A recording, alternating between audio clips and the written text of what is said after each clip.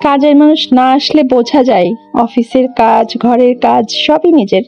কিন্তু চলো, ক্লান্তি না মানা মেয়েরা চুলার আগুনেও নিজের আলো জ্বালাতে পারে। অফিস থেকে আসলাম, ভাবলাম একটু বিশ্রাম নেব, কিন্তু রান্নাঘর বলল সারপ্রাইজ, আজ তুমিই শেফ। তো কি আর করার, চাল ডাল শাক সবজি সবকিছু মিশিয়ে তেল মশলা পানি মিশিয়ে উঠাই দিলাম, লেটকা খিচুড়ি করব। এইদিকে ফ্রাই প্যানে ব্রাশ করে নিলাম হালকা তেল, রুই মাছ দিয়ে দিলাম। আমি আবার যেগুলো খুব বেশি তেলে না ভাজলেই না, শুধু সেগুলোই বেশি তেলে ভাজি। ধনের পাতা, পালং শাক, টমেটো এগুলো কেটে খিচুড়ির মধ্যে দিয়ে দিলাম। তারপরে বেরেস্তা, কাঁচামরিচ, খানিকটা ঘি দিয়ে আবার ঢেকে দিলাম।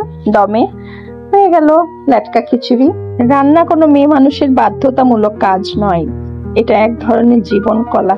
দায়িত্ব ভাগাভাগি হলে ঘরও সুন্দর চলে, সম্পর্কও সুন্দর থাকে।